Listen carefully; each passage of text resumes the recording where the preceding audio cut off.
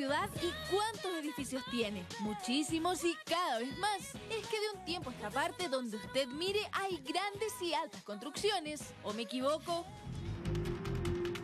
Los edificios se toman Chile. Para algunos es positivo, para otros todo lo contrario. Sobre todo si usted tiene una casa. Con este frío, una construcción de más de 10 pisos afecta directamente a quienes residen en una vivienda particular. Se hicieron reclamos y qué sé yo, en fin, se hicieron algunas mediciones de ruido, pero lo único que se logró poner fueron algunos paneles acústicos que en algo mitigaron el ruido. Él es Mauricio Montesinos, uno de los vecinos de Bellavista que se opuso a vender su casa y mire lo que ocurrió.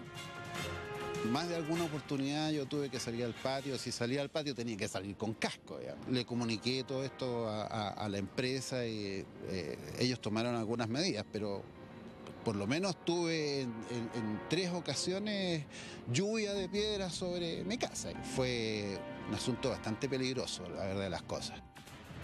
En poco tiempo será completamente rodeado por este centro comercial, que no solo afecta con ruidos molestos, seguridad y aislamiento, sino que al ser una construcción más alta a su casa no le llegará la luz del sol.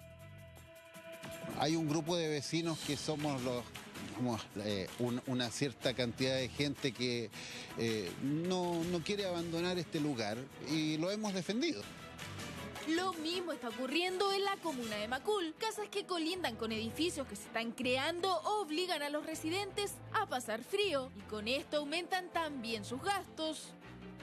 Este edificio que se construyó a solo metros de mi casa tiene 14 pisos de altura. Nos ha significado una disminución importante en la temperatura que tenemos al interior del hogar, sin dejar de considerar que las cuentas, por ejemplo, en invierno, por concepto de electricidad, aumentan. Y también el gas que tenemos que utilizar para generar una temperatura agradable al interior del hogar. Estas casas a las 4:30 de la tarde ya no van a tener nada de luz ni sol. Por lo tanto, las estufas las estábamos usando 3-4 veces más de lo normal que se usaba antes de contar con estos enormes torres. Las casas en este minuto están súper afectadas por los edificios altos. La mayoría de la gente es adulto mayor, por lo cual las enfermedades son serias. O sea, si tenemos edificios de menor altura, el sol puede dar la vuelta, el giro normal y calentar nuestras casas. Pero mire este otro caso aún más extremo. Conocida como la casa aislada, edificios donde usted mire y él ya no sabe qué hacer. No tiene privacidad, su casa es tan helada como un refrigerador y la calefacción tampoco da abasto. No sale el sol a las 8:30, 9 de la mañana, 8:30, hasta las 11:30 y ya desaparece el sol y aparece un poquitito en un ángulo. Vuelve a traer el frío, vuelve lo que es el cobijarse en un hogar ahí esperando el otro día. Y ese ruido está al otro lado.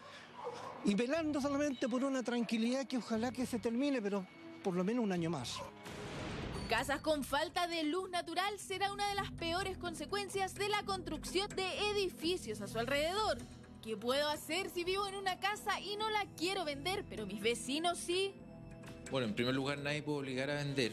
Cada propiedad y cada propietario es individual en su terreno. Se producen fenómenos inmobiliarios, eso sí, relacionados con el valor. Esas propiedades tienen un alza en el precio, empieza un alza sostenida hacia arriba hasta que llega un punto en que o se vende o te deshaces de la propiedad o la propiedad va a empezar a caer porque se empieza a quedar aislada.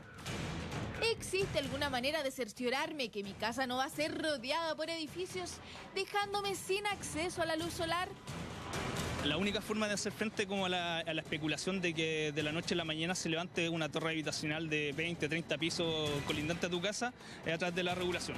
Y esta regulación se lleva a efecto a través de un plano regulador. El plano regulador es una herramienta precisamente que se utiliza para planificar y poner ciertas restricciones. Muchos de estos planos reguladores están publicados en los mismos portales municipales y si no se puede pedir libremente la dirección de obra al municipio.